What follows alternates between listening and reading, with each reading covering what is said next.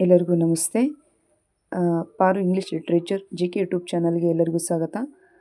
ಇವತ್ತಿನ ತರಗತಿಯಲ್ಲಿ ನಾವು ಶಾರ್ಟ್ ಓವೆಲ್ ಸೌಂಡ್ಸ್ಗಳ ಬಗ್ಗೆ ತಿಳ್ಕೊಳ್ಳೋಣ. ಈಸಿ ವೇ ಟು ಲರ್ನ್ ಅಂದರೆ ಔ ಟು ಲರ್ನ್ ಅನ್ನೋದ್ರ ಇಂಗ್ಲೀಷನ್ನು ಯಾವ ಥರ ಕಲಿಬೇಕು ಅನ್ನೋದ್ರ ಬಗ್ಗೆ ನಾವು ಫಸ್ಟ್ ತಿಳ್ಕೊಬೇಕು ಅಂದರೆ ನಮಗೆ ಈ ಓವೆಲ್ಸ್ಗಳ ಬಗ್ಗೆ first of all short vowel ಸೌಂಡ್ಸ್ಗಳು, ಲಾಂಗ್ ಓವೆಲ್ ಸೌಂಡ್ಸ್ಗಳ ಬಗ್ಗೆ ಗೊತ್ತಿರಬೇಕು.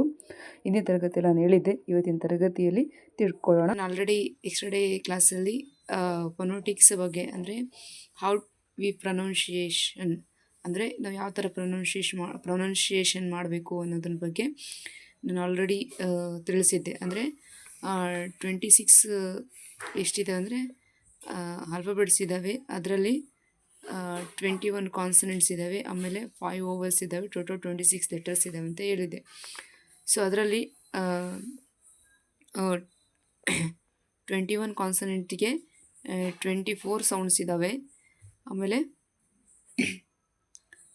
5 ಓವೆಲ್ಸಿಗೆ ಅಂದರೆ AEIOUಗೆ 20 ಸೌಂಡ್ಸ್ ಇದ್ದಾವೆ. ಟೋಟಲ್ ಎಷ್ಟಿದ್ದಾವೆ ಅಂದರೆ 44 ಸೌಂಡ್ಸ್ ಇದ್ದಾವೆ. ಸೊ 26 ಲೆಟರ್ಸಿಗೆ ಎಷ್ಟು ಸೌಂಡ್ಸ್ ಇದ್ದಾವೆ ಅಂದರೆ 44 ಸೌಂಡ್ಸ್ ಇಂಗ್ಲೀಷಲ್ಲಿದ್ದಾವೆ. ಸೊ ಈ 44 ಸೌಂಡ್ಸನ್ನು ನಾವು ಕಲ್ತ್ಕೊಂಡ್ರೆ ಈಸಿಯಾಗಿ ಇಂಗ್ಲೀಷನ್ನು ಪ್ರೊನೌನ್ಸಿಯೇಷನ್ ಮಾಡ್ಬೋದು. ಸೊ ಈಸಿಯಾಗಿ ಏನು ಮಾಡ್ಬೋದು, ನಾವು ಕಲಿಬೋದು. ಫಸ್ಟ್ ಏನು ಮಾಡಬೇಕಂದ್ರೆ ಇವುಗಳನ್ನ ತಿಳ್ಕೊಬೇಕು. ಏನು ರೀ ಮಿಸ್ 5 ಓವೆಲ್ಸ್ ಇದ್ದಾವೆ, 20 ಸೌಂಡ್ಸ್ ಇದ್ದಾವೆ, ಇಂಗ್ಲೀಷ್ ಇರೋದು ಹಂಗೆ 5 ಓವಲ್ಸ್ ಇದ್ದಾವೆ, 20 ಸೌಂಡ್ಸ್ ಇದ್ದಾವೆ, ಇವುಗಳನ್ನ ತಿಳ್ಕೊಬೇಕು. 21 ಕಾನ್ಸನೆಂಟ್ಸ್ ಇದ್ದಾವೆ, 24 ಸೌಂಡ್ಸ್ ಇದ್ದಾವೆ. ಏನು ರೀ ಮಿಸ್ 21 ಕಾನ್ಸನೆಂಟ್ಸ್ ಇದ್ದರೆ 24 ತೋರಿಸ್ತಾ ಇದ್ದಾರೆ ಅಂದರೆ ತ್ರೀ ಸೌಂಡ್ಸನ್ನು ಡಿಫ್ರೆಂಟ್ ವೇಯಲ್ಲಿ ಏನು ಮಾಡ್ತೀವಿ ನಾವು ಸ್ಟಡಿ ಮಾಡ್ತಾ ಹೋಗ್ತೀವಿ. ಅದನ್ನು ನೆಕ್ಸ್ಟ್ ತರಗತಿಯಲ್ಲಿ ನಾನು ತಿಳಿಸ್ಕೊಡ್ತೀನಿ. ಬಟ್ ಇಂಗ್ಲೀಷಲ್ಲಿ ನಾನು ಆಲ್ರೆಡಿ ಹೇಳಿದ್ದೆ 21 ಕಾನ್ಸನೆಂಟ್ಸ್ ಇದ್ದಾವೆ, 5 ಓವೆಲ್ಸ್ ಇದ್ದಾವೆ ಅಂತ ಹೇಳಿದೆ. ಅದರಲ್ಲಿ 20 ಇದರಲ್ಲಿ ಬಂದಾಗ ಫಸ್ಟ್ ಒನ್ ಏನಿದೆ ಅಂದರೆ ಶಾರ್ಟ್ ಓವೆಲ್ ಸೌಂಡ್ಸ್ ಎಷ್ಟಿದ್ದಾವೆ ಅಂದರೆ 6 ಇದ್ದಾವೆ. ಅಂದರೆ ಇಂಗ್ಲೀಷಲ್ಲಿ, ಕನ್ನಡದಲ್ಲಿ ನೀವು ಕರಿತೀರಿ ನೋಡಿ ಋಸ್ವ ಸ್ವರ ಅಂತ ಕರಿತೀರಲ್ಲ, ಅದೇ ಥರ ಇಂಗ್ಲೀಷಲ್ಲಿ ಶಾರ್ಟ್ ಓವೆಲ್ ಸೌಂಡ್ಸ್ ಅಂತ ಕರಿತೀವಿ. ಅವು ಎಷ್ಟಿದ್ದಾವೆ ಅಂದರೆ 6 ಇದ್ದಾವೆ. ಸೊ ಅಂತ ಪ್ರೊನೌನ್ಸಿಯೇಷನ್ ಮಾಡ್ತೀವಿ. ಈಗ ಬಿಟ್, ಇನ್ ಆಮೇಲೆ ಶಿಪ್ ಅದೇ ಈ ಥರ ಪ್ರೊನೌನ್ಸಿಯೇಷನ್ ಮಾಡ್ತೀವಿ. ಸಿಪ್ ಅಂತ ಪ್ರೊನೌನ್ಸಿಯೇಷನ್ ಮಾಡ್ತಾ ಹೋಗ್ತೀವಿ. ಸೊ ಅದನ್ನೇನು ಮಾಡ್ತೀವಿ ಅಂತ ಪ್ರೊನೌನ್ಸಿಯೇಷನ್ ಮಾಡ್ತೀವಿ, ಹೌದಿಲ್ಲ? ಇದೇನು ಡಿಫ್ರೆಂಟ್ ಆ್ಯಂಗಲಲ್ಲೂ ನಾವು ಸ್ಟಡಿ ಮಾಡ್ತಾ ಹೋಗ್ತೀವಿ.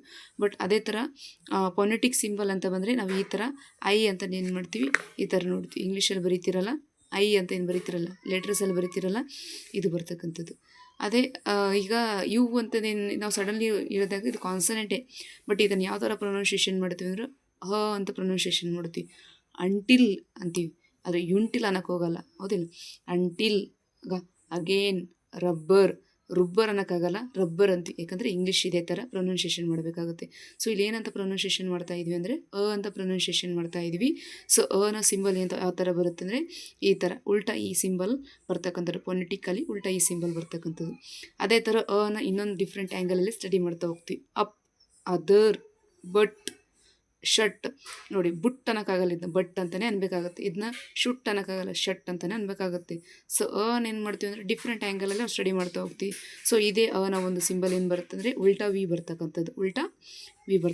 ಅದಾದ ನಂತರ ಹೂ ಬರ್ತಕ್ಕಂಥದ್ದು. ಹೂವನ್ನು ಹೆಂಗೆ ಓದ್ತೀವಿ ಅಂದರೆ ಫುಟ್, ಗುಡ್, ಬುಕ್. ಅಂದರೆ ಹೂ ಅಂತ ಪ್ರೊನೌನ್ಸಿಯೇಷನ್ ಆಗ್ತಾ ಇದೆಯಲ್ಲ. ಸೊ ಇದು ಫೊನೆಟಿಕ್ ಸಿಂಬಲ್ ಹೆಂಗಿರುತ್ತೆ ಅಂದರೆ ಯುನ ಸಿಂಬಲ್ ಥರ ಇರುತ್ತೆ. ಆ ಕಡೆ ಒಂದು ಈ ಥರ ಡಾಟ್ ಕೊಟ್ಟರೆ ಅದು ಹೂನ ಸಿಂಬಲ್ ಆಗ್ತಕ್ಕಂಥದ್ದು. ನೋಡಿ, ಪುಟ್ ಹೂ ಅಂತ ಪ್ರೊನೌನ್ಸಿಯೇಷನ್ ಆಗ್ತಾ ಇದೆಯಲ್ಲ, ನೋಡಿ, ಪುಟ್, ಗುಡ್, ಬುಕ್ ಅಂತ ಪ್ರೊನೌನ್ಸಿಯೇಷನ್ ಆಗ್ತಾ ಇದೆಯಲ್ಲ. ಸೊ ಅದು ಹೂನ ಒಂದು ಸಿಂಬಲ್ ಆಗಿರ್ತಕ್ಕಂಥದ್ದು, ಹೂನ ಪ್ರೊನೌನ್ಸಿಯೇಷನ್ ಮಾಡ್ತಕ್ಕಂಥದ್ದು. ನೆಕ್ಸ್ಟ್ ಒನ್ ಬರ್ತಕ್ಕಂಥದ್ದು ಎ ಬೆಡ್, ಬೇ ಓದ್ತಾ ಇದ್ರಲ್ಲ, ಬೆಡ್, ಆಮೇಲೆ ಬೆಟ್, ಆಮೇಲೆ ಸೇಡ್, ಆಮೇಲೆ ಎಗ್ ನೋಡಿ, ಈ ಥರ ಪ್ರೊನೌನ್ಸಿಯೇಷನ್ ಮಾಡ್ತಿದ್ದೀವಿ. ಸೊ ಡಿಫ್ರೆಂಟ್ ಆ್ಯಂಗಲಲ್ಲಿ ಸ್ಟಡಿ ಡಿಫ್ರೆಂಟ್ ಆ್ಯಂಗಲಲ್ಲಿ ಸ್ಟಡಿ ಮಾಡ್ತಾ ಹೋಗ್ತೀವಿ. ಸೊ ಅದರ ಸಿಂಬಲ್ ಹೆಂಗೆ ಬರುತ್ತೆ ಅಂದರೆ ಅಂತ ಪ್ರೊನೌನ್ಸಿಯೇಷನ್ ಬರ್ತಕ್ಕಂಥದ್ದು, ಅಂದರೆ ಅದರ ಸಿಂಬಲ್ ಅಂತ ಬರ್ತಕ್ಕಂಥದ್ದು. ಅದಾದ ನಂತರ ಅಂತ ಬರ್ತಕ್ಕಂಥದ್ದು ಯಾವುದು, ಅಂತ ನಾವು ಏನು ಮಾಡ್ತೀವಿ, ರಾಕ್ ಪ್ರೊನೌನ್ಸಿಯೇಷನ್ ಆಗ್ತಾ ಇದೆಯಲ್ಲ, ರಾಕ್ ಅಂತ ಪ್ರೊನೌನ್ಸಿಯೇಷನ್ ಆಗ್ತಾ ಇದೆ.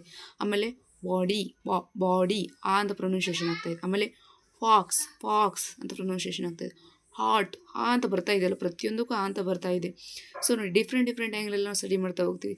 ಇದರಲ್ಲಿ ಶಾರ್ಟ್ ಓವೆಲ್ ಸೌಂಡ್ಸಲ್ಲಿ ನಾನು ಇದು ಒಂದೇ ತೋರಿಸ್ತಾ ಇದೆ. ಬಟ್ ನೆಕ್ಸ್ಟ್ ಇದೆ ಲಾಂಗ್ ಓವೆಲ್ ಸೌಂಡ್ಸ್ ಅಂತ ಬರ್ತದೆ, ಅದರಲ್ಲಿ ನಾನು ತೋರಿಸ್ತೀನಿ. ಅದರ ಒಂದು ಸಿಂಬಲ್ ಹೆಂಗಿದೆ ಅಂದರೆ ಉಲ್ಟಾ ಎ ಸಿಂಬಲ್ ಇದೆ. ಸೊ ಇದನ್ನ ಯಾವ ಥರ ಬರಿತೀನೋ, ಈ ರಾಕ್ ಬರಿಬೇಕು ನೋಡಿರಿ. ನಾನು ಈಗ ರಾಕ್ ಇದೆ, ಆರನ್ನು ಬರೀರಿ, ಆರನ್ನ 6ಕ್ಕೆ ಹಚ್ಚಿ ಇಲ್ಲಿ ಓ ಇದೆಯಲ್ಲ ಓನ ಕ್ಯಾನ್ಸಲ್ ಮಾಡಿರಿ. ಆಮೇಲೆ ಉಲ್ಟಾ ಎ ಬರೀರಿ. ಹಿಂಗೆ ಉಲ್ಟಾ ಎ ಬರೆದು ಸಿನ ಸಿ ಹಚ್ಚಿ ಕೆನ ಕೆ ಹಚ್ಚಿ ಏನಾಯ್ತು ಇದು ರಾಕ್. ನಾನು ಸಿಂಬಲ್ ಸೇರಿಸಿ ಬರೀರಿ ಅಂದಾಗ ಈ ಥರ ನೀವು ಬರಿಬೇಕಾಗುತ್ತೆ.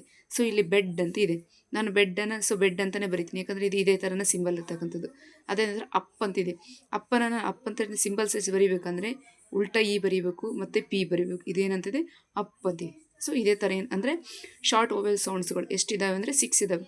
ಇ ಅ ಉ ಎ ಆ ಅಂತದೆ. ಇವು ಶಾರ್ಟ್ ಓವೆಲ್ ಸೌಂಡ್ಸ್ ಆಗಿರ್ತಕ್ಕಂಥದ್ದು.